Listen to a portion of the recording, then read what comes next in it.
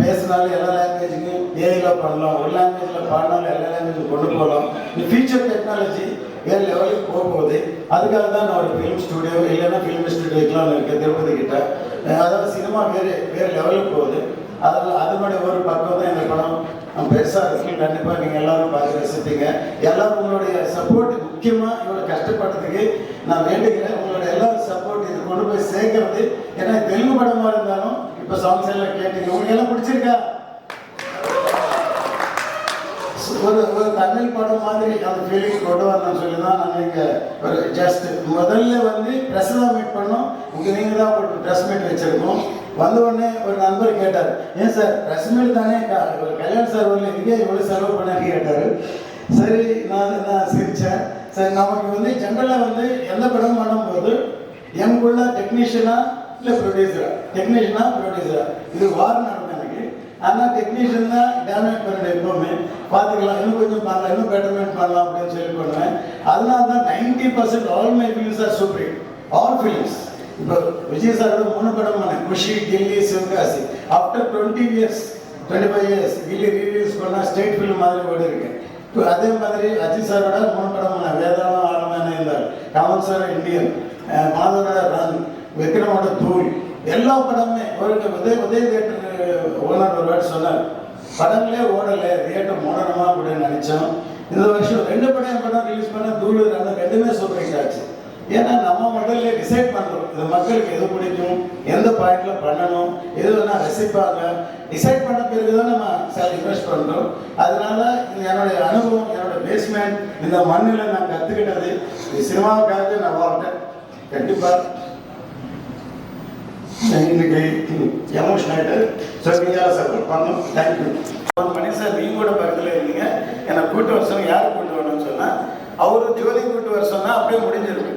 Sir நான் Pawan sir கேட்குறேன் அப்படின்ட்டு அவர் பவனுக்கு திருப்பி கேட்டு அவர் என்ன பதில் சொன்னாங்கன்னா, நான் யாரோட பண்ணால் நல்லா இருக்குமோ, என்னை விட ரத்ன சாருக்கு நல்லா தெரியும், அவர் யார் நினைச்சா அவர் கூட்டு வர சொல்லுங்க அப்படின்னாரு பவன் சார். சரி, அந்த படம் பாதியில் இருக்கு. என்னுடைய கேரக்டர் எப்படின்னா, ஒரு படம் ஆரம்பிச்சா அது நடுவில் நிற்கக்கூடாது, அது நின்னா திருப்பி ஃபியூச்சருக்கு நம்ம படம் பண்ண முடியாது, தொடர்ந்து படம். அதனால நான் கூப்பிடல, ஒரு விதத்தில் அன்றைக்கி நான் ரோல் பண்ணேன். பெரிய பவன் கல்யாண் சார் படம் கிடைச்சாலும் நான் ப்ரொடியூசராக அவர் கூப்பிடல. அதுக்கப்புறம் நேசன் வந்தார், அது சரியாக அமையல. அதுக்கப்புறம் எலெக்ஷன் வந்தது. இப்போது இந்த படம் முதல்ல டைரக்டர் கிரிஷ் ஒரு லைன் சொன்னார் எனக்கு, அவர் தான் இதை ஆரம்பித்தார்.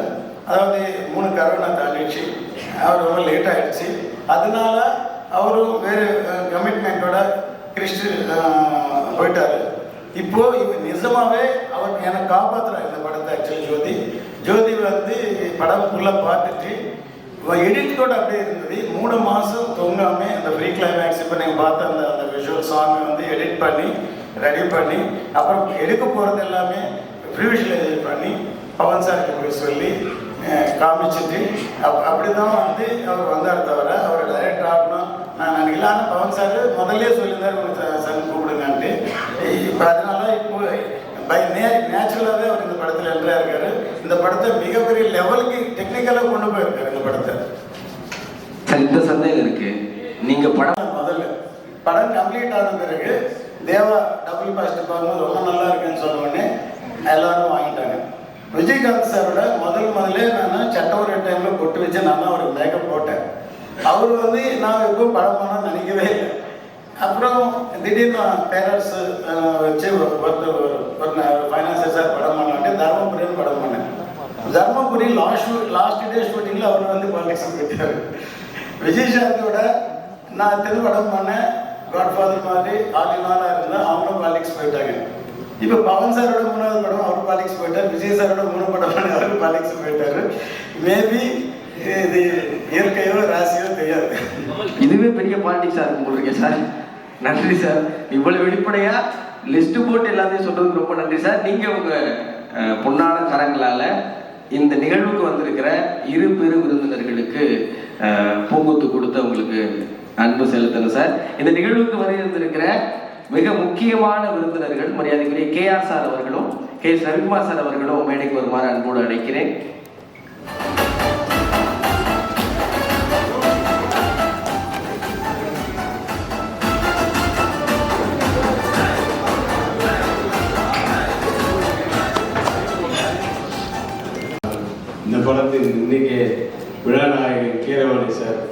அவர் கீரவாணி சார் வந்து பாகுபலி பண்ணியிருக்கலாம், தெலுங்கில் பெரியாளாக இருக்கலாம். பட் எங்களுக்கு மரகதமணியா அந்த காலத்துலேருந்தே தெரியும். நானும் அவரோட 2 படம் ஒர்க் பண்ணியிருக்கேன். மிக அருமையான ஒரு மியூசிக் டைரக்டர், நண்பர். இன்றைக்கும் வந்து மறக்க முடியாத இந்த நாட்களை, அந்த பாடல்களை, கொண்டாட்டம் படமும், அப்புறம் தெலுங்கில் ஒரு படமும், நான் பாவன சேட்டர் ஒரு படமும் பண்ணேன் அவரோட. அவருக்கு என்னுடைய வாழ்த்துக்கள். நிதி அகர்வால் என்னுடைய வாழ்த்துக்கள். தேங்க்யூ. அனைவருக்கும் பணிவான வணக்கம். ரத்தன்பார் வந்து அதாவது நண்பர்னு சொல்கிறதா இல்லைன்னா அட்வைசர்னு சொல்கிறதா, அந்த மாதிரி எங்களோட நட்பு ஆரம்ப காலத்துலேருந்து கிட்டத்தட்ட 40 வருஷம் 50 வருஷத்துக்கு மேலே இருக்குன்னு நினைக்கிறேன். எதுவாக இருந்தாலும் நாங்கள் அவருடைய பர்சனல் மேட்ரு எல்லாத்தையும் சொல்லிகிட்டே இருப்பார். ஆனால் அவர் சொன்ன படங்களோட லிஸ்ட்டு நீங்கள் பார்த்தீங்கன்னு சொன்னால் எல்லாமே ஹிட்டு. ஆனால் அது அவருடைய கான்ட்ரிபியூஷன் வந்து கண்டிப்பாக அதில் ஏதாவது ஒரு இதில் வந்து இருந்துகிட்டே தான் இருக்கும். உள்ள போய் டைரக்டர்கிட்ட வந்து ஏதோ ஒன்று அது ரொம்ப டிப்ளமேட்டிக்காக போய் சொல்லி சக்ஸஸ் ஆச்சுன்னு சொன்னால் அவருடைய பங்கு இருக்குது. ஒரு ப்ரொடியூசர் மட்டும் கிடையாது. அந்த மாதிரி அவருக்கு அதில் ஒரு பேஷன். சினிமானாலே ஆரம்பத்தில் இருந்து சில பேர் பல விதத்துக்கு வராங்க. சினிமாவுக்கு பணம் சம்பாதிக்கிறதுக்கு வராங்க, ஃபேமுக்கு வராங்க, பல விஷயத்துக்கு வராங்க. ஆனால் ரத்னா அப்படி இல்லை. ஆரம்பத்துலேருந்து சினிமாவை நேசித்து இன்னைக்கு கூட அவர் உண்மையான விஷயம் சொல்ல போனால் இத்தனை பெரிய படங்கள் சொன்னாரே தவிர அதில் இதுவரையிலும் அவர் ஒரு பெரிய சொத்து ஒன்றும் சம்பாதிக்கல. நல்ல பேர் இன்னைக்கு இந்தியா உலகம் முழுவதும் ரத்னா சொன்னால் இன்னைக்கு பேசுகிற அளவுக்கு வந்திருக்காருன்னா அந்த டெடிக்கேட்டடாக சின்சியராக அந்த படங்கள் பண்ணதனுடைய இது வந்து இன்னைக்கு அவர் அதை சம்பாதிச்சிருக்காரு. அது போதும்.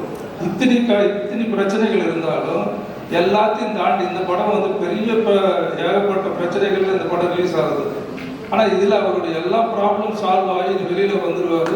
நிச்சயம் இந்த இண்டஸ்ட்ரிக்கு காரணம் என்னன்னு சொன்னோம்னா இது கடைசியாக அவர் இந்த ப்ராப்ளங்கள்லாம் அடைஞ்சு கடைசியாக போய் இது வந்து அந்த பவன் கல்யாண் சார் கிட்ட போய் இந்த படம் ரிலீஸ் ஆகணுன்ற ஒரு சூழ்நிலை வந்து இன்னைக்கு அவரும் ஹெல்ப் பண்ணுறாரு. இவரும் அதுக்கு முயற்சி பண்ணிக்கிட்டு இருக்காரு. இன்னைக்கு பேன் இண்டியாவை வந்துட்டுன்னு சொன்னால் நிச்சயமாக வந்து சினிமாவை நம்பி சினிமாவை நேசிக்கிறவங்க, சினிமாவில் வாழ்ந்துட்டு இருவங்க கடவுள் வந்து அவங்க கைவிட மாட்டாருன்றதுக்கு இது ஒரு உதாரணம். நிச்சயம் இந்த படம் ஜெயிச்சாச்சு இந்த படம். ஏன்னா காரணங்கள் வந்து பல காரணங்கள் இருக்கு. அவருடைய எல்லா பிரச்சனையுமே இந்த படத்துல சால்வ் ஆகி இனிமேல் புது ரத்னமா நம்ம பார்க்கலாம். அந்த அளவுக்கு வந்து ஒரு தெம்பு அவருக்கு வந்திருக்கு. பையனும் இன்னைக்கு நல்லா வந்துட்டு இருக்காரு. அந்த ஃபேமிலி மேலே எனக்கு அவ்வளோ அக்கறை இருக்கு. அந்த அளவுக்கு நிச்சயமா இது ஒரு பெரிய ப்ராஜெக்டாக வரும். அதே நேரத்தில் இந்த பாட்டுங்களை பார்க்கும்போது அருமையான மியூசிக். அவர் பற்றி நம்ம சொல்ல வேண்டாம். ஆஸ்கார் அவார்டு வென்னது. அந்த மியூசிக்கல் சென்ஸில், அதாவது மற்ற லாங்குவேஜில் டப் பண்ணால் கூட டப் பண்ண மாதிரி தெரியல. அந்த லிரிக்ஸ் அழகாக எழுதியிருந்தா கூட ஒரிஜினல் தமிழ் பாட்டு பார்த்தா மாதிரி இருக்குது. நிச்சயமா எல்லா சாங்கும் வேறு ஹிட்டு சார். இந்த படத்துக்கு நீங்கள் வந்து ஒரு பெரிய ப்ளஸ் பாயிண்ட் சார். உங்களுக்கு credit goes to you also. நான் உண்மையாக கைத்தட்டி ஆகணும். எல்லாரும் வந்து மரதமையாக இருந்தாலும் சரி, கீரவாணியாக இருந்தாலும் ரெண்டும் சேர்த்து நிச்சயமாக இந்த படம் வந்து ஒரு பெரிய சக்ஸஸ் ஆகும். ஒன்றும் முக்கியமாக சொல்லணும்னா இந்த அற்புதமான மனிதர் இந்த பவன் கல்யாண் வந்து இன்னைக்கு அரசியலுக்கு வந்திருக்காரு, சினிமாவில் இருக்காரு.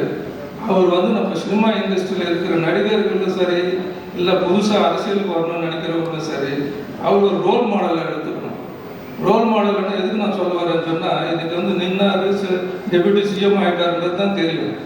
ஆனால் 10 வருஷமாக இந்த அரசியலில் வரணும்னு சொல்லிட்டு உள்ளே இறங்கி படாது பாடுபட்டு அது தோல்வி அடைஞ்சு எல்லாம் பல விஷயங்களை சந்தித்து எல்லாம் ஆன பிறகு அவருக்கு ஒரு டோட்டலாக தெரிஞ்சுக்கிட்டார் அரசியல்னா என்னன்னு சொல்லிட்டு. அதுக்கப்புறம் அவருடைய முயற்சி தான் இன்னைக்கு ஆந்திராவில் அந்த கவர்மெண்ட் இருக்குன்னு சொன்னால் எல்லாமே வந்து அந்த நம்ம யாரை பாராட்டணும்னு சொல்லுவோம்னா பவன் கல்யாண் தான்.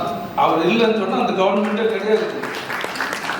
பிஜேபியிலேருந்து அவர் கொண்டு வந்து சந்திரபாபு நாயுடு சேர்த்து எல்லாரையும் ஒன்று பண்ணி அதை விட நாங்கள் அவருடைய பொறுமை, பெருந்தன்மை, விடாமுயற்சி இப்படி சொல்லிக்கிட்டே போகலாம். ஒன்று இந்த எலெக்ஷனில் நம்ம பார்க்கலாம். இது ஏன்னா எது சொல்கிறேன், புதுசாக யாராவது வராங்க அரசியலுக்கு, வர்றது தப்பு இல்லை. ஆனால் அந்த ஹிஸ்ட்ரி இப்போ பவன் கல்யாண் எப்படி வந்தார், எப்படி இன்னைக்கு இந்த நிலமையில் இருக்காருன்னு சொன்னால், அவர் எப்படி எல்லாம் அந்த எலெக்ஷனுக்கு வந்து விட்டு கொடுத்து அது அவர் நினைச்சது என்ன சொன்னோம்னா, தான் ஜெயிக்கணும், தன்னுடைய கட்சி ஜெயிக்கணும்னு நினைக்கல, அந்த கூட்டணி ஜெயிக்கணும். அதுதான் கொள்கை ரீதியாக வந்து ஜெயிக்கணும்னு நினைச்சதுனால இன்னைக்கு அந்த கவர்மெண்ட்டை வந்துருக்கு. அதனால வந்து நம்ம வரக்கூடிய நடிகர்களும் சரி, யாராக இருந்தாலும் ஃபியூச்சரில் அரசியலுக்கு வர்றவங்க வந்து பவன் கல்யாண் சார் ஒரு ரோல் மாடலாக வச்சுக்கிட்டு வந்தாங்கன்னு சொன்னால் ஃபியூச்சருக்கு இந்தியாவுக்கே நல்லதுன்னு நான் நினைக்கிறேன். அதுதான் நான் சொல்கிறேன். அப்படிப்பட்ட ஒரு நடிகர் வந்து டெஃபினட்டாக இவருக்கு ஒரு வாழ்க்கை கொடுத்துருக்காரு. நான் அது வந்து ஒரு காப்பாற்றுவார் என்ற நம்பிக்கை இருக்குது. ஆகவே எனக்கு இந்த வாய்ப்பு கொடுத்ததுக்காக ரத்னத்துக்கு நன்றி சொல்லி விடைபெறுகிறேன். ரொம்ப ரொம்ப நன்றி சார், எங்கள் அழைப்பை ஏற்று இந்த விழாவுக்கு வந்தோம். இந்தியா முழுவதும் ரசிச்சு வியந்து போற்றி இருக்கு. தமிழ் சினிமா ரசிகரா அது எனக்கு தனிப்பட்ட ஒரு சுயநலம் கலந்த பெருமையும் கூட. ஹரிஹர வீரமல்லு, நீங்க உங்க அனுபவத்தை எங்களுக்காக சொல்லுங்க சார்.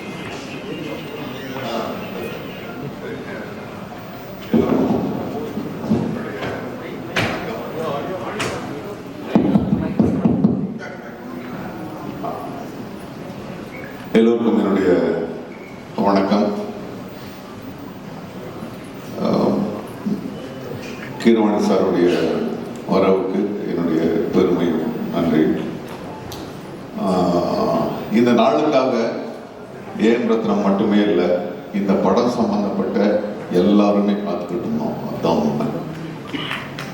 ஏன்னா இந்த படம் ஆரம்பிச்சு 5 வருஷம் ஆச்சு. நான் முதல் நாள் இந்த படத்தோட செட்டுக்கு போறேன். அப்போ நம்ம போடும்போது அதுதான் குறைந்தபட்சம் தென்னிந்தியாவிலேயே மிகப்பெரிய செட்டு. ஆனால் அந்த செட்டு மழை பெஞ்சது, தொடர்ந்து கரோனா வந்துச்சு, படம் அப்படியே நின்றுச்சு. அந்த படத்தை பத்தி மறந்துட்டேன்னு கூட நான் உண்மையா சொல்லணும். ஆனால் பொறுமையா ரத்னம் சார் அது அப்படியே கையில வச்சுக்கிட்டு, உயிரை கையில வச்சுக்கிட்டு கொண்டு வந்து இந்த நேரத்தை வரைக்கும் அவங்க முடிச்சிருக்காருன்னா சார், அந்த பொறுமைக்காக உங்களுக்கு என்னுடைய ஏன்னா ஒரு சின்ன படம், ஒரு 4 கேரக்டர்னா நீங்க வந்து எல்லாரும் எழுத்து பிடிச்சிடலாம். பெரிய படம், இவ்வளவு பெரிய கேரக்டர் திரும்பி செட்டு போடணும், அதுக்குள்ள அவர் வந்து டெபுட்டி சிஎம் ஆயிட்டாரு. அந்த பொறுமை, அந்த தெளிவு, அந்த முதிர்ச்சி உங்ககிட்ட மட்டும்தான் இருக்கு. அதுக்காக இந்த படம் நிச்சயமா மிகப்பெரிய வெற்றி அடையணும். அப்புறம் ரத்னம் சாருக்கு அடுத்தது நான் பாராட்ட வேண்டியது என்னுடைய கடமை ஜோதி. ஏன்னா வேற ஒரு டைரக்டர் வச்சு ஆரம்பிச்சாங்க. 5 வருடங்களுக்கு பிறகு அவர் வேற ஒரு நிலைக்கு போயிட்டாரு. இந்த படத்தை யாரை தொடர்ந்து கொண்டு போகுது அப்படின்னு ஒரு பெரிய யோசனை. அப்படின்னு போகும்போது ரத்னம் சார் சொன்னாரு, விதின்னு. விதி கிடையாது, அவனுடைய அறிவு தான் கொண்டு வந்து நிறுத்தது. இவ்வளவு பெரிய படத்தை அவனுடைய அறிவு தான்.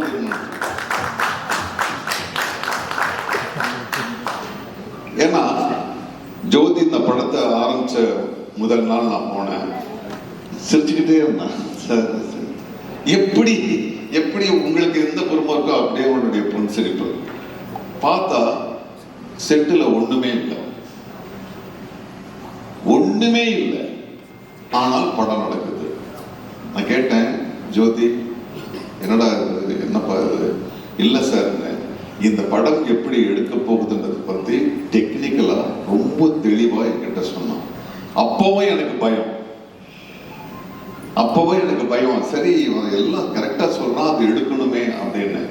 ஆனா நான் டப்பிங்க்கு போகும்போது ரொம்ப ஆச்சரியமாச்சு. ஒரு குழந்தை மாதிரி எனக்கு வந்து அந்த ஒரு ஆச்சரியம் தான் வந்துச்சு. எவ்வளவு மலைகளை கொண்டு வந்திருக்க, குதிரைகளை பல பிரதேசங்களை கொண்டு வந்திருக்கிற, உன்னுடைய அந்த அறிவுக்கு என்னுடைய நன்றி. அப்புறம் மனோஜ் பரமஹம்சாவை பத்தி சொல்லணும். அவன் கேமராமேனா இல்லை வந்து மெஜிஷியனான்னு எனக்கு தெரியல. ஏன்னா நம்மளாம் நடிக்க வரும்போது ஒரே ஒரு கேமரா தான் இருக்கும். நான் ஃபர்ஸ்ட் டே அங்கே நம்ம அந்த விஜயவாடால போகிறோம், இங்கே ஒரு கேமரா போகுது, அங்கே ஒரு ட்ரோன் ஒன்று போகுது, அப்புறம் அந்த ஸ்டார் வார்ஸ் படத்தில் வர்ற அந்த ரோபோ மாதிரி இங்கே ஒன்று ஓடுது. அவ்வளோ ஒரு டெக்னிக்கல் இதோட அந்த படம் நினைச்சு. எப்படியும் ஒரு 6-7 கேமரா இருந்துச்சு. எந்த கேமராக்கு நடிக்கிறதுன்னு எங்களுக்கு தான் குழப்பம், உங்களுக்கு இல்லை. ஸோ ஆக இதை வந்து இதுக்கு பின்னால பெரும் கதைகள் இருக்கு, பல தடைகள் தாண்டி வந்திருக்கு. அதெல்லாம் தாண்டி இது பொறுமையா இதை முடிச்சிருக்கோம். ஆனா அதே உத்வேகத்தோட சில படங்கள் ரொம்ப கேப் விட்டுச்சுன்னா அப்படியே சலிச்சுக்கிட்டே போக வேண்டியதா இருக்கும். ஆனா கிடையவே கிடையாது. ரத்னம் சார் கூப்பிடும் போதெல்லாம் நான் பிஸின்றதுக்காக இல்லை, அவர் கூப்பிடும் போதெல்லாம் நான் வேற இடத்துல இருந்து வந்தேன். நான் கோவால இருந்து வந்தேன். நான் 8 மணி நேரம் கார்ல 8 மணி நேரம் திரும்பி 8 மணி நேரம் வந்தேன். ஏன்னா பவன் கல்யாண் அவர்கள் அவர் பொது வாழ்க்கைக்கு போயிட்டாரு. அவர் ஒரு நாள் அவர் கொடுக்குறாருன்னா நாங்க எல்லாம் சுனில் எல்லாம் ஸ்பெயின்ல இருந்து 2 ஷாட் நடிச்சுட்டு திரும்ப ஸ்பெயினுக்கு போனாரு. ஸோ அப்படியெல்லாம் கோஆப்ரேட் பண்ணி இந்த படத்தை நாங்கள் கொடுத்துருக்கோம். ஸோ இந்த பவன் கல்யாண் சார் அவர் ஒரு நாளைக்கு கொடுக்குறாருன்னா பாவம் அவர் 2 மணி நேரம் தான் வர முடியும். கரெக்டா அவர் சொன்ன நேரத்துக்கு போயிடுவார். அதுக்குள்ள ஜோதி 4 சீனம் அடிக்கணும், பிரச்சனையே இல்லை, ஒன்றும் இல்லை சார், நீங்க தனியா எடுத்துக்கலாம், அவரை தனியா எடுத்துக்கலாம். அவர் ஒரு தெளிவான ஒரு கையாளுமை. ஸோ ஆக இந்த நிதி she also cooperated, ரொம்ப நல்லா கோஆப்ரேட் பண்ணாங்க.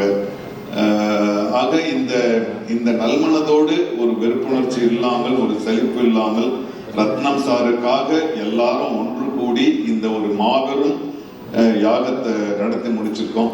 நிச்சயமா உங்களுக்கு எல்லாருக்கும் அது பிடிக்கும், நிச்சயமா எல்லாரையும் போய் சென்றடையும். ரத்னம் சார், நீங்க பார்ட் 2 அதை விட ஒரு பெரிய படம் நீங்க பண்ணணும். எங்களுடைய நடிகர்கள் சார்பா, தொழில்நுட்ப கலைஞர்கள் சார்பா உங்களுக்கு என்னுடைய வாழ்த்துக்கள். நன்றி சார். எனக்கு ஒரே ஒரு கேள்விதான் சார். இந்த படத்துல நீங்க பவன் சார் கூட தொடர்ந்து வரீங்க, ஆனா பவன் சாரே சத்யராஜ் சாருக்காக தான் வந்திருக்காரு அப்படின்னு ப்ரொடியூசர் சொன்னாங்க. உங்க 2 பேருக்கு இதுல ஸ்கிரீன் ஸ்பேஸ் ஒன்னா இருக்காதுங்கிற ஒரு வருத்தம் எனக்கு இருக்கு. பார்ட் 2ல நாங்க அதை எப்படி எதிர்பார்க்கலாம்?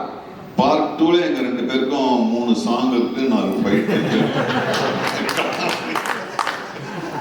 மொத்தமா ஒரு படமா தான் நாங்கள் இருக்கலாம். Sir Sathyaraj sir.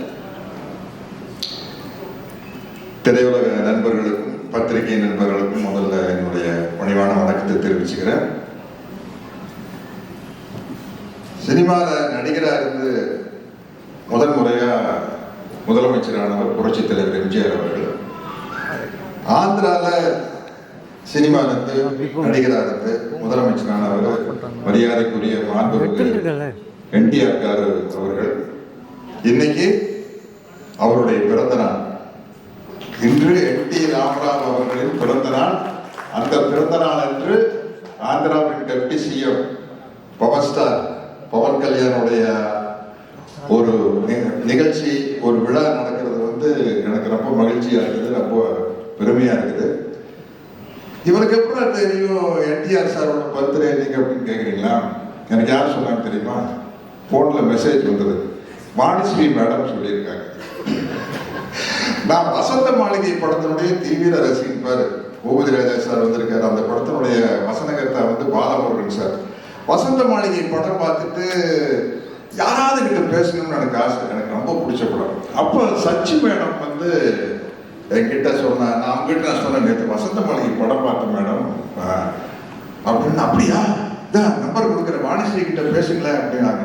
அப்போ வாணிஸ்ரீ மேடத்துக்கிட்ட ஃபோன் பண்ணி பேசி அந்த படத்தை பற்றி பேசி நிறைய ஈவெண்ட் விஷயங்கள் பகிர்ந்துக்கிட்டோம். அவங்க தான் இன்னைக்கு மெசேஜ் அனுப்பிடுறாங்க என்டிஆர் சாருடைய பர்த்டே அப்படின்னு. ஸோ இன்னைக்கு அது ஒரு கோஇன்சிடென்ஸ், ரொம்ப சந்தோஷமா இருக்குது. உண்மையே ரத்னா சார் பிரமாதமா பேசினார். அவருடைய ஃபீலிங்ஸ் எல்லாம் சொன்னாரு. இந்த படம் நிச்சயமா மிகப்பெரிய அளவில் வெற்றி அடையும். ஏன்னா நாங்க நடிச்சிட்டு இருக்கிற எனக்கு தெரியல, நாங்க எல்லாம் நல்ல ஒரு சின்ன சின்ன கேரக்டர் பண்ணிக்கிறோம், அவ்வளவுதான். ஜோதி கிருஷ்ணா என்கிட்ட லேப்டாப்ல கொண்டு சீன் காட்டினார். எப்படி எடுக்க போறாங்கன்னு. நான் உண்மையிலேயே ரத்ன சார், ஈற்ற பொழுதில் பெரிதினவுக்கும் தன்மானே சான்றோர் என கேட்ட தாய் அப்படிங்கிற இடத்துல தகப்பன்னு நீங்க போட்டுக்கலாம். அந்த அளவுக்கு ஜோதி கிருஷ்ணா பிரமாதமா அந்த சீனை காட்டினாரு. நான் சொன்னேன், எப்படி ஜோதி இது என்னன்னு கேட்டேன்னா, அப்புறம் அவர் போய் அப்பதான் ஃபாரின்ல போய் படிச்சுட்டு வந்த விஷயத்தை எல்லாம் சொன்னாரு. அதை பார்த்து படிச்சுட்டு வந்தா மட்டும் பார்த்தாதான் அந்த நீங்க பார்த்த மாதிரியே நானும் பார்த்து பிரமிச்சிட்டேன். அந்த மேக்கிங்கை பார்த்து பிரமிச்சிட்டேன். அதனால வந்து இந்த படத்துல வந்து நானும் இருக்கிறேன் அப்படிங்கிறது எனக்கு ஒரு சந்தோஷமான விஷயம். ஆனா அதை விட சந்தோஷமான விஷயம் என்ன, சாரி டு சே நிதி, நான் தான் இந்த படத்தோட ஹீரோயின். நான் தான் ஹீரோயின். ஒரு படம் என்ன, நீங்க டைட்டானிக் வேணாலும் எடுங்க, என்ன கதை, கப்பல் முழுகுது, ஹீரோயினை காப்பாத்துறதுக்காக ஹீரோ போராடுறாரு, அதுல 2 பேரும் மூழ்கிடுறாங்க. ஸோ ஒரு ஹீரோ யாரை காப்பாத்துறதுக்காக ஹீரோ கஷ்டப்படுறாரு, அவங்க தானே ஹீரோயின். அப்படி பார்த்தா இந்த படத்துல நான் தான் ஹீரோயின். என்னை காப்பாத்துறதுக்காக தான் படம். ஜோதி கரெக்டா? அவுட்லைன் சொல்லிட்டு தப்பா நினைக்காதீங்க. இந்த படத்துல பவர் ஸ்டார் பவன் கல்யாணுக்கு நான் தான் ஹீரோயின். அவர் என்னை காப்பாத்துறதுக்காக தான் வராரு. இந்த படத்தினுடைய அவ்வளவு கஷ்டமே என்னை காப்பாத்துறதுக்காக நடக்கிறது தான். அதனால இந்த இப்படி ஒரு பிரம்மாண்டமான படத்துல நான் ஹீரோயின் நடிச்சதை பத்தி ரொம்ப பெருமைப்படுறேன். அடுத்த பார்ட் 2 அடிக்கல கிரவாணி சார் சினிமாவில் என்னென்னமோ போயிட்டு வந்துட்டோம். இருந்தாலும் உங்க சாங்கை நான் இப்போ பாடிட்டேன். பாகுபலி 2ல வந்து நானே இதே மாதிரி படிச்சுட்டு ஒரு 4 பிட்டு பாடிட்டேன். பார்ட் 2 பண்ணையில கொஞ்சம் அதை மனசுல வச்சுட்டு எனக்கு நாசர் சாருக்கு ஒரு நல்ல ஒரு அருமையான சாங் போட்டு ஷோக் மாஸ்டர் பார்த்துட்டே இருக்காங்க சார். ஷோக் மாஸ்டர் பார்த்துட்டே இருக்காங்க. வீரமல்லூர் 2ல வந்து உங்களை வச்சு சிறப்பா. ஆமா நிச்சயமா நாங்க ஆடிடுவோம். நாங்க டான்ஸ் ஆடிடுவோம். நாங்க அதை எதுக்குமே கூச்சப்படாத ஆளுங்க தான். நாங்க பரதநாட்டியம் ஆடணுமா, வஞ்சிக்கோட்டை மாதிரி வேணுமா, உங்களுக்கு வைஜெயந்தி மாலா ஓகே அது மாதிரி விஷயம். கேமரா கூச்சமே இல்லாத ஆட்கள் நாங்கள். அப்படி இருந்தால் தான் சினிமாவில் வந்து எந்த கேரக்டர் கொடுத்தாலும் நடிக்க முடியும். இப்படிப்பட்ட ஒரு சிறப்பான படத்துல நானும் இருக்கிறேன் அப்படிங்கிறது எனக்கு ரொம்ப மகிழ்ச்சியான பெருமையான விஷயம். ரத்ன சாருடைய நல்ல மனசுக்கும் ஜோதியினுடைய நல்ல உழைப்புக்கும் இந்த படம் வந்து மாபெரும் வெற்றி அடையும் என்று நம்பி வாழ்த்துகிறேன். చిన్న రిక్వెస్ట్ సార్, మీ ఇద్దరి కాంబినేషన్ అంటే మాకు చాలా పిచ్చి. సో మీ ఇద్దరు కలిసి కళ్యాణ్ గారి సిగ్నేచర్ ఒకటి ఇలా అంటే చూడాలని అనుకుంటున్నాం మేమందరం కూడా. ప్లీజ్ டிரான்ஸ்லேட் பண்ணி நம்ம 2 பேர்ல நீங்க மட்டும் அவங்களுடைய திடீர்னு இது தோணுச்சு. நாங்க ஒரு சீனுக்காக தயாராகிட்டு இருந்தோம். ரத்தன் சார் சீனுக்காக தயாராகிட்டு இருந்தோம். நாங்கள்லாம் அவங்க சகாக்கள், நான், சுனில், மற்றவங்கெல்லாம் 4 பேர் உட்காந்து கள்ளு சாப்பிட்டு இருப்போம். அப்புறம் வந்து பவர் ஸ்டார் வருவார். வந்து அவர் எங்ககிட்ட ஒரு வார்த்தை சொல்லுவார். சின்ன சீன் தான், அவ்வளோதான். அங்கிருந்து போயிடும். அவர் வந்ததே போனோம் 2 மணி நேரம். அந்த ஆஃபீஸ்ல இருந்து வந்து ஒரு 1/2 மணி நேரம் டிஸ்கஷன் நடக்குது. ஏன் சார், என்ன சார், சுனில் வேற போகணும், நான் வேற போகணும், என்ன போகணும்னா அவர் பாருங்க ஒரு பப்ளிக்கோட இமேஜ் எப்படி இருக்கணும்னு. உண்மையான டைலாக் என்னன்னா, டேய் நீங்க என்னடா இங்க வந்து கல்லு குடிச்சிட்டு இருக்கீங்க, நீங்க அங்க வாங்க, நல்ல சரக்கெல்லாம் கிடைக்கும் அப்படின்றதுதான் டைலாக். அவர் கூட போகணும். நாங்க அவர் அந்த டைலாகை சொல்ல மாட்டேன்ட்டார், சொல்லவே மாட்டேன்ட்டார். சரி, ஏன் சார் இந்த டைலாக் இல்லை? நான் வந்து இப்போ வந்து நான் ஒரு பப்ளிக் ஃபிகர், ஒரு லீடராக இருக்கேன். நீங்க சாப்பிட்ற கல்லை விட எனக்கு நல்ல சரக்கு எனக்கு தெரியும்னா நான் குடிச்சிருப்பேன்னு அர்த்தம் ஆகும். ஸோ அதனால நான் சொல்ல மாட்டேன்னு சொன்னாரு. அதுக்கப்புறம் அதை எடுத்துட்டு நம்ம பப்ளிக் இமேஜ்ன்றது என்னன்றது அது திடீர்னு ஞாபகம் வச்சு சம்மந்தம் இருக்கலாம் தெரியல. Okay, all the best. சமூக பொறுப்போடு இந்த படம் வெளியாகிறது அப்படிங்கிறதுக்கான ஒரு சின்ன உதாரணத்தை கொடுத்தவங்களுக்கு எங்களுடைய ரொம்ப ரொம்ப ரொம்ப நன்றி சார். ஆயிடும்னு பவன் சாரோட நாங்கள் பண்ணியிருக்கேன். இது 3வது படம். அதே கல்ச்சர், அதே பண்பாடு தாங்க. இப்படிப்பட்ட ஒரு படைப்பை கொண்டு போய் செலுத்துறதுக்கு ஒரு சரியான ஆள் வேணும். அது வந்து எங்க ஜோதி கிருஷ்ணா. நான் கிருஷ்ணோட ஆரம்பத்திலையும் நான் அவரோடையும் ஒர்க் பண்ணியிருக்கேன். அது பிறகு எனக்கே ஒரு சந்தேகம் இருந்தது. ஏன்னா ஒரு இளைஞனா இருக்காரு, நான் இது 3rd ஜெனரேஷன் நான் இப்போ பார்த்துட்டு இருக்கிறது. பட் ஒரு கிராஃப்ட்மேன்ஷிப்னு வாங்க பாருங்க, ஒரு விஷயத்திலையும் அவ்வளோ பர்ஃபெக்ட் அண்ட் ஹைலி டெக்னிக்கல். நான் அப்புறம் தான் தெரியும், ஒரு ஃபாரின் போனார், படித்ததெல்லாம் எனக்கு அப்புறம் தான் தெரியும். எல்லா விஷயத்திலையும், கதையில் இருக்கட்டும், திரைக்கதையில் இருக்கட்டும், எல்லாத்துலேயும் ஒரு கமாண்டுன்னு சொல்லுவாங்க. ஒரு டைரக்டருக்கு அது வேணும். அது இளைஞனாக இருக்கக்கூடிய ஜோதிக்கு இருக்கு. அதாவது சத்யராஜ் சொல்ற மாதிரி, ஈன்ற பொழுதில் தன்மகனை சான்றோடு என காட்ட தந்தை தான் இவர். எனக்கு ரொம்ப வருத்தமாக இருந்தது, கலைக்கு பேசினார். ஏன்னா அவ்வளோ பெரிய உழைப்பு இருக்கு. இன்னைக்கு பேன் இண்டியான்னு சொல்லிட்டு இருக்காங்க. அந்த பேன் இண்டியாவுக்கெல்லாம் ஒரு காரணகர்த்தா நம்மளுடைய ரத்னம் சார் அவர்கள். அவ்வளோ பெரிய உழைப்பு. அது அவர் சொன்ன மாதிரி அவருக்குள்ள வந்து ஒரு ப்ரொடியூசர் இருக்காரு, ஒரு டெக்னீஷியன் இருக்காரு, ஒரு ரைட்டர் இருக்காரு. அதுதான் இதனுடைய போராட்டம் அவருக்குள்ள. நான் வந்து இப்போ 2 ஜெனரேஷன் பிரிட்ஜ் மாதிரி ரத்னம் சாருக்கும் சரி நம்ம ஜோதிக்கும் சரி நடுவில் இருந்து நான் இதை கொண்டு போயிட்டு இருந்தேன். அப்போ பார்த்தேன் சண்டை வரும், 2 பேருக்கும் வரும். ஆனா செட்டுக்கு போனா ஜோதி நினைச்சதோட அதிகமான செலவு அங்க நடந்துகிட்டு இருக்கோம். ரத்ன சாருக்கு காம்ப்ரமைஸே இல்லைங்க. ஒரு படைப்பை ஜெயிக்கணுன்றதுக்காக கடைசி வரைக்கும் போராடிக்கிட்டு இருக்காரு. அந்த போராட்டத்துக்காக இந்த படம் மிகப்பெரிய வெற்றி பெறணும். அது இல்லாம ஹரின்றதுல வந்து ஒரு கிருஷ்ணனுடைய தன்மையெல்லாம் இந்த கதையில இருக்கு. அவன் ஒரு கல்வன், அவன் எல்லாம் மனசையும் திருடினவன், ஒரு ராஜதந்திரி. கடைசியா ஒரு விஸ்வரூபம் எடுப்பார். அதுதான் இந்த படம். இந்த விஸ்வரூபத்துக்கு துணையா இருக்கக்கூடியது என்னன்னா இசை. எங்கள் கீரவாணி ஐயா அவர்கள், மரகத மணி சார் அவர்கள் இன்னைக்கு எவ்வளவு பெரிய உயரத்தில் இருந்தாலும் எதுவுமே செய்யாத மாதிரி அமர்ந்திருக்காரு. இப்படி ஒரு பணிவை நான் ஆரம்ப காலத்தில் பவித்ர பந்தம்னா அவரோட தான் ஒர்க் பண்ணியிருக்கேன். எனக்கும் அவரோட டிராவல் இருக்கு. சுப்ராஜ் குடும்பம், ராஜ்குமார் சாருக்கு ஒர்க் பண்ணியிருக்கேன். நல்ல நல்ல படைப்புகள் ஒர்க் பண்ணியிருக்கேன். இதுல நீங்க ஒரு பெரிய அம்சத்தை பார்க்கலாம். எப்படி கண்ணன் கையில் புல்லாங்குழல் இருக்கும் அந்த நாதத்தையும் பார்க்கலாம். போரில் அந்த சங்க நாதம் ஒழிக்கும் பாருங்க, அதையும் பார்க்கலாம். அதை வந்து கீரவாணி ஐயா கொடுத்திருக்காரு. இந்த தொடர் ஓட்டத்துல இப்ப நாங்க கஷ்டப்பட்டு கொண்டு வந்து உங்க கையில கொடுக்கிறோம். இந்த ஓட்டத்தை கொண்டு போய் சேர்க்க வேண்டியது உங்க பொறுப்பு. இப்ப வீர மல்லுன்னு இருக்கு பாத்தீங்களா, இது ஒரு மல்லனுடைய கதை, தமிழ் மண்ணோட கதை. இந்த மண்ணில் இருந்து ஒருவன் இந்தியாவுக்கே குரல் கொடுக்கக்கூடிய ஒரு கதை. இதை வெற்றிகரமா கொண்டு போய் நீங்க சேர்க்கணும்னு நாங்க கேட்டுக்கிறோம். உங்களுடைய எல்லா சப்போர்ட்டும் வேணும். மற்ற ஏதாவது technicians, top technicians of India எல்லாரும் ஒர்க் பண்ணியிருக்காங்க. ஸோ எல்லாருக்கும் என்னோட பணிவான வணக்கம் சொல்லிக்கிறேன். நன்றி, வணக்கம். எல்லாருக்கும் வணக்கம். எங்கள் டைரக்டர் நெல்சன் ஐயாக்கு நன்றியை தெரிவித்து ஆரம்பிக்கிறேன். ஹரிஹர வீரமல்லு இந்த படத்தில் வாய்ப்பு கொடுத்த ஏஎம் ரத்னம் சார், ஜோதி sir, Pawan sir, Nidhhi madam, Shobi master எல்லாருக்கும் நன்றியை தெரிவிச்சுக்கிறேன். கேஎஸ் சார் சொன்னார், எப்பவுமே ஏஎம் ரத்னம் சார் வந்து அவர் படத்தில் வந்து ஏதாவது ஒரு கான்ட்ரிபியூஷன் இருக்குன்ட்டு. சார் இந்த படத்தில் அவர் தான் கொரியோகிராஃபர். ஆமாம், அந்த டான்ஸ் பார்த்தீங்கல்ல, பாதி மூமெண்ட் ஷோபின்னா மீதி மூமெண்ட் போட்டதெல்லாம் சார் தான். இது இது பாகலேது எல்லாமே மானிட்டரில் உட்காந்துட்டு எந்திரிக்கவே இல்லை. அவர் காலில் கொஞ்சம் அடியப்பட்டிருக்கோம். அந்த அடியை தாக்கிக்கிட்டு ஃபுல் டே உட்காந்துட்டு இந்த பாட்டை ஸ்டார்ட் பண்ணாங்க. சார் வந்து அவரை பற்றி சொல்ல போனால் நம்ம, ஏன்னா ப்ரொடியூசர் கிங் அவர், ஏன்னா அவருடைய படங்கள் எல்லாமே தெரியும். இந்த படத்தில் எனக்கு வாய்ப்பு கொடுத்ததுக்கு ரொம்ப நன்றி சார். Thank you sir. ஜோதி சார், நான் உங்களை மிஸ் பண்ணிட்டேன் சார். அன்னைக்கு சார்கிட்ட கேட்டுகிட்டே இருந்தேன் எங்கே கேட்டுட்டு. ஆனால் நான் செகண்ட் பார்ட்டில் இருக்கேன். சத்யராஜ் சார், நான் தொட்டு போட்டு வச்சிட்டேன் சார். போவேன் சின்ன மிகசரி நீங்கள் பார்த்து ஒரு சின்ன ரோல் தான். ஆனால் நீங்கள் வரணும்னு சொல்லி நீங்கள் வந்து நடித்ததுக்கு ரொம்ப நன்றி. தேங்க்யூ. ரொம்ப சந்தோஷமாகவும் பெருமையாக ஃபீல் பண்ணுறேன். சார் வந்து எப்படின்னா, இப்போ சொன்னாங்க இல்லையா, நிறைய சாருக்கு உண்மையிலே அவர் கொடுக்குற பில்டப்பில் உண்மை தான். ஏன்னா அவ்வளோ ஹிட்ஸு, எவ்வளோ பெரிய படம் பண்ணியிருக்காரு, எத்தனை படத்தில் நான் அசலாக ஒர்க் பண்ணியிருக்கேன்னு எனக்கு தெரியும். ஸோ பட் ஆனால் இந்த பில்டப், ஆனால் நீங்கள் ஷூட்டிங் ஸ்பாட்டில் பார்த்தீங்கன்னா அப்படி இருக்க மாட்டாது. காலையிலேயே ஃபஸ்ட்டு பார்த்தீங்கன்னா எல்லாரும் வரதுக்கு முன்னாடி முதல்ல அவர் தான் உட்காந்துருப்பாரு. உட்காந்து சின்ன வேலை செஞ்சுக்கிட்டு உட்காந்து நடந்து அங்கே இங்கேன்னு சுற்றி வேலை செஞ்சுக்கிட்டே இருப்பார். அவர் ரேஞ்சுக்கு அது பண்ணவே தேவையில்லை. பட் அதை லவ் பண்ணி அதை பண்ணுவார். ஸோ அது மாதிரி எல்லா விஷயத்துலையும் நான் சொல்றது, டான்ஸ் ஆடும்போது கூட அதை வந்து அவர் கியூட், அவர் பண்ணும்போது கியூட்டாக இருக்கும். அதை வந்து ரசிச்சு பண்ணுவோம். ஸோ ரொம்ப அவர் ஒர்க் பண்ணது சார், இந்த படத்தில் ஒர்க் பண்ணது ரொம்ப சந்தோஷம் சார்.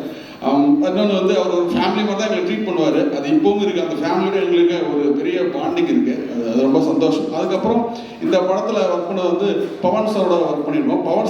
பவன் சாருக்கு, கல்யாண் சாருக்கு வந்து இந்த பாட்டில் பெருசாக வந்து அந்த சிச்சுவேஷனாக பெருசாக டான்ஸ் இருக்காது. பட் ஆனால் அவரோட ஒர்க் பண்ணது வந்து ரொம்ப சந்தோஷம்.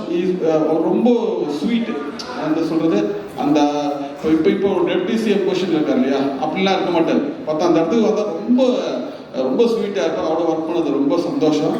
அப்புறம் நிதி இந்த சாங்கில் நீங்கள் பார்த்துருப்பீங்க, சில ஷார்ட்ஸ் தான் வந்திருக்கோம். ஹோப் உங்களுக்கு படம் ஃபுல் பாட்டாக பார்க்கும்போது உங்களுக்கு எல்லாருக்கும் பிடிக்கும் நான் நம்புகிறேன்.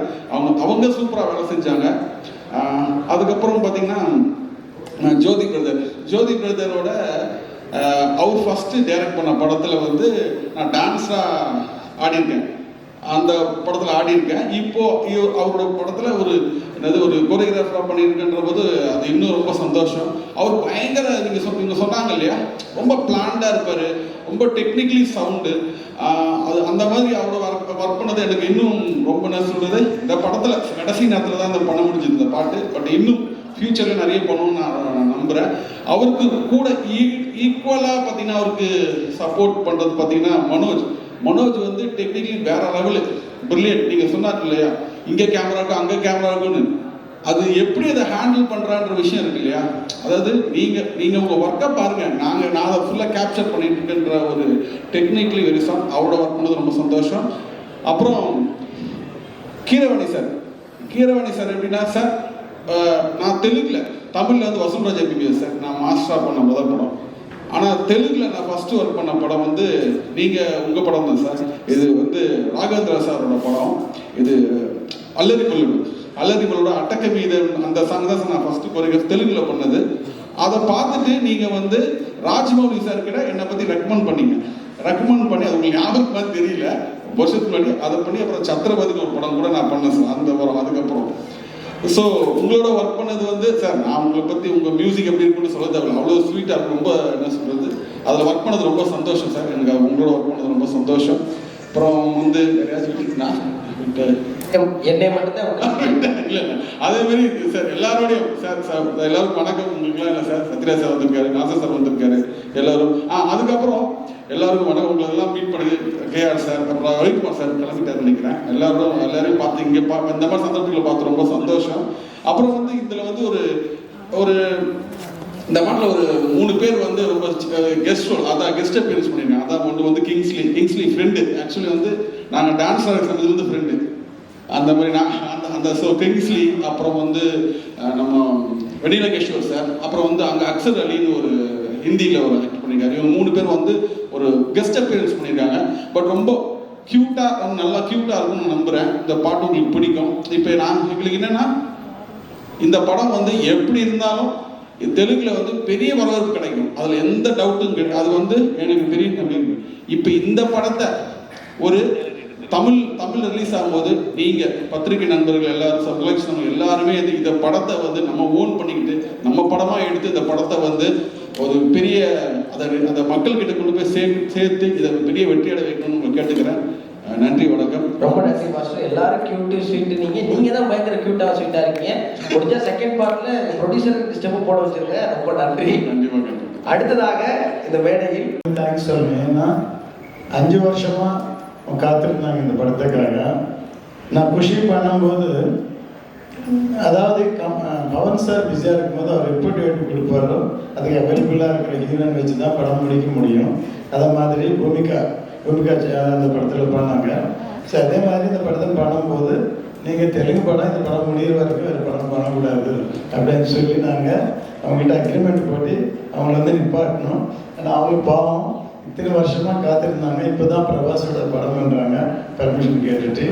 அவங்க இவ்வளோ காத்திருந்ததுக்கு உங்கள் நன்றி. Sir, thank you, sir.